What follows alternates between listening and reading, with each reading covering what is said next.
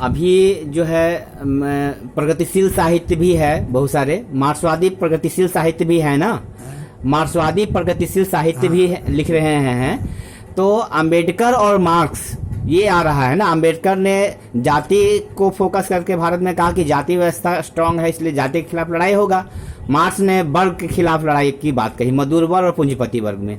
तो जाति और वर्ग की जो अवधारणा है उसमें बताइए कि भारत की सच्चाई क्या है। भारत की सच्चाई जाति है या वर्ग है?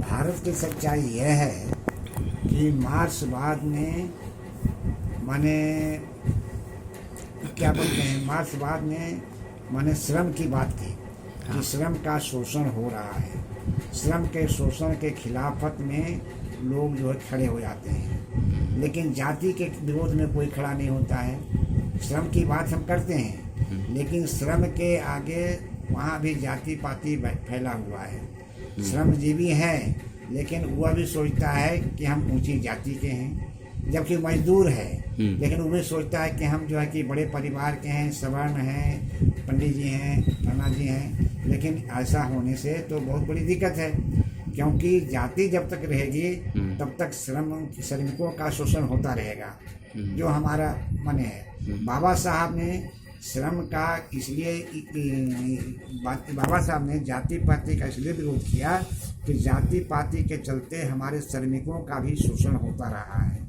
भले ही मजदूर हैं, लेकिन अगर कुछ ऊंचे जाति के परिवार से आता है तो अपने को मजदूर नहीं मानता, वह सोचता है कि मैं जो है कि अमुक जाति का हूँ, जबकि उसको सोचना चाहिए कि मजदूर है, चाहे वो किसी भी घर से आया हो, चाहे बड़े घर का हो, चाहे बड़ी जाति से हो, इससे कोई मतलब नहीं है। मतलब है कि उसके कर्म से उसको जुड़ना चाहिए, लेकिन नहीं जुड़ पाता। ये सबसे बड़ी विडंबना हमारे यहाँ है। इसीलिए मार्क्सवाद जो है सब कुछ दिया, लेकिन मार्क्सवाद ने जाति का खंडन नहीं किया। जब तक जाति रहेगी तब तक श्रम का शोषण होता रहेगा। हाँ, ये तो ठीक है, लेकिन मार्क्सवाद ने जाति का खंडन नहीं किया है, ऐसी बात नहीं है मुझे लगता है। मार्क्सवाद ने जाति के खिलाफ तो बोला ही है, और जितने मार्क्सवादी हैं तो बोलते ही हैं उसमें। क्या लगता है, मैंने यहाँ के जो मार्क्सवादी लोग रहे हैं उन्होंने जाति के सवाल को कैसे देखा, आप बताइए। जाति पाति का खंडन तब होगा जब एक श्रमिक वर्ग एक दूसरे जाति के लड़की से लड़का से शादी अपने परिवार को बेटे बेटियों करे, तब जाति का विरोध माना जाए कि भाई जाति का इन्होंने विरोध किया और जाति खंडित हुआ। लेकिन वैसा नहीं हो पाता है।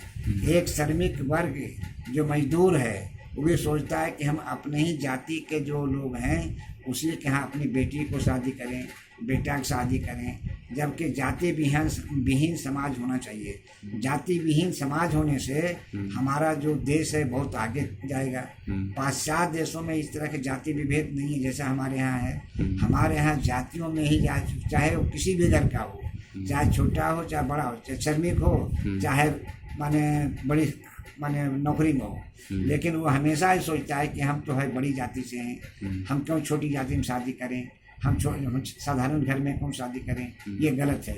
जाति विहीन जब तक समाज नहीं होगा तब तक हमारे लोगों का कल्याण नहीं है। जाति विहीन होना बहुत जरूरी है। लेकिन भारत में जैसे इंटरकास्ट मैरिज तो मैंने ठीक है कुछ ही हो रहा है, लेकिन हो रहा है, लेकिन इसके बावजूद भी तो जाति खत्म नहीं हो रही है। नहीं, जाति देखिए, शादी ब्याह हो जाती है, ठीक है। शादी ब्याह कौन स्तर पर हो रहा है? नौकरी, अच्छी नौकरी में है। हाँ। तो अच्छी नौकरी वाले सोचते हैं कि हमारी जो पत्नी हो वह ऐसे घर से आए वैसे घर से आए, और शादी तो कर लेते हैं, लेकिन बाद में उनका जो पारिवारिक परिवेश है वो सही अच्छा नहीं रह पाता है। क्यों गलत हो जाता है?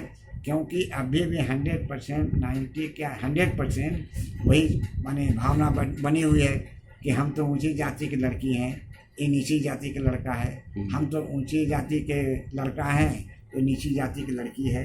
जब ये भावना रहेगी तो भला बताइए कि कैसे मार्क्सवाद का जो है कि सफल माना जाएगा। उसको तो समाज में ही दिखाना चाहिए कि नहीं, कोई भी जाति हमने शादी कर दिया, चाहे ऊंचा लड़का हो, चाहे ऊंची लड़की हो, चाहे नीचा लड़का हो, चाहे नीचे परिवार से लड़की आई हो, तो हम लोग एक हैं, वी आर वन।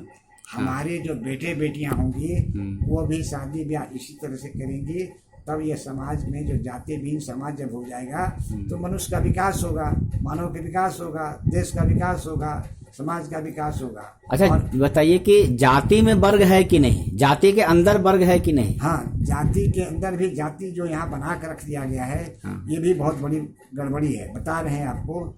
अब जैसे मान लिए कि रविदास है, तो रविदास में पुरविल, धुसिया वगैरह वगैरह क्या होते हैं। हमारे पासवान हैं, तो पासवान में मगहिया, सिलौटा, पहलवार क्या क्या होते हैं। अब पंडित जी हैं, तो पंडितों में है क्या है, तो सरजू पारी ब्राह्मण, तो जो है कि आपको जो है कि जमुना पार ब्राह्मण, तो ये ब्राह्मण, ये जो गलत है इसको पहले तोड़ना चाहिए। इसमें तब तक अपने में ही जब जाति जाती है तो भला बताइए कि कैसे समाज हमारा विकसित होगा। इसलिए सबसे पहले इसको, अब राजपूत में भी कई तरह के हैं, पूरी क्या बोलते हैं, राठौर हैं, तो गहलौत हैं, तो वगैरह वगैरह क्या करके ही करते हैं। और हमारे माने साव परिवार में हैं, उसमें भी क्या है, तो गुप्ता हैं, तो कोई साव लिखते हैं, कोई शाह लिखते हैं, तो उसमें भी लोग अलग, कोई मंडल लिखते हैं। तो ये भी तो हमको लगता है कि गलत है। इसलिए इसको सबसे पहले ख़त्म करना होगा कि अपने जाति में जो विभेद है उसको ख़त्म करके, और हम दूसरी जातियों के लड़कियों को भी लाने, दूसरे जाति के लड़कों से भी हम अपनी बेटियों की शादी करें, तब जाति विहीन समाज बन सकेगा। अच्छा ये बताइए, जो भारत की आज़ादी से लेकर के अब तक जो प्रगति हुई है, तो उसमें जाति किस स्तर तक टूटी है? हाँ, उसमें बता रहे हैं कि आज़ादी के पहले जो जाति का जो ये था, माने जड़ था, उसको हिलाया गया, और उस जड़ को हिलाने के बाद उसमें जो टहनी है वो सभी टूटा, और उसके पत्ते भी टूटे। आज क्या है कि आज कोई नौकरी में जाए, बड़ी से बड़ी हस्ती बनता है, चाहे वो साधारण घर से जाए, माने दलित परिवार से जाए या बड़े परिवार से, तो उनको कम से कम ये है कि उनका जो चपरासी होता है, मान लिए कि अपर क्लास का कोई पंडित जी है, तो वो उसको चाय पिलाना है, पानी पिलाना है। और अगर वहाँ वो भेद रखते हैं कि नहीं, ये तो जो है कि अमुक जाति के हैं, अमुक के हैं, तो वह जो है कि समाज आगे नहीं बढ़ सकता है। अब मान लीजिए कि कोई अफसर जो कि हो गया, और अफसर हो गया मान लीजिए कि दलित परिवार का, और पंडित जी चाय पिलाना, उनका भाई चपरासी है तो चपरासी से काम करना पड़ेगा आपको। लेकिन जब उनके अंदर ही भावना रहेगी कि हम तो अमुक जाति के हैं, हम चपरासी नहीं, हम पंडित जी हैं, तो वहाँ काम नहीं चलेगा। वहाँ तो उनको उससे अलग हटना ही होगा, तभी न समाज विकसित कहलाएगा। और मान लीजिए कि कोई दलित परिवार के माने चपरासी है, और पंडित जी मान लीजिए ऑफिसर हैं। अब सोचे कि वो तो छुआ जाएगा हमारा पानी, हमारे जो है कि चाय छुआ जाएगा, तो भला ये बताइए कि कैसे विकसित कहलाएगा ये समाज हमारा। तो अच्छा, अभी मैं आनंद तेलतुंबड़े को पढ़ रहा था। आनंद तेलतुंबड़े एक दलितवादी लेखक हैं, तो उनको मैं पढ़ रहा था, तो उन्होंने कहा, मतलब उनका था कि कम्युनिस्ट जो आंदोलन है और जो दलित आंदोलन है, इन दोनों को एक साथ आकर के लड़ाई लड़ना होगा, तब जो है कोई बड़ा बदलाव आ सकता है। देखिए, इसमें आपका क्या राय है? इसमें हमारा ये है कि कम्युनिज्म जो है कि कम्युनिस्ट कहलाते हैं, लेकिन मैं ये कहना चाहता हूँ, मैंने देखा नज़दीक से है कि कम्युनिस्ट भले हैं, लेकिन वहाँ जहाँ तक शादी ब्याह की बात है तो अपने ही परिवार, अपने ही समाज में करते, अपने ही जाति में शादी करते हैं। एक कम्युनिस्ट मान लिए कि दलित परिवार से, एक कम्युनिस्ट मान लीजिए कि आपको अपर क्लास है, स्वर्ण जाति का है, तो दोनों को चाहिए कि जाति विहीन बनाने के लिए अपनी बेटियों की शादी आपस में करवाएं, तब न जाति विहीन समाज कहलाएगा भाई।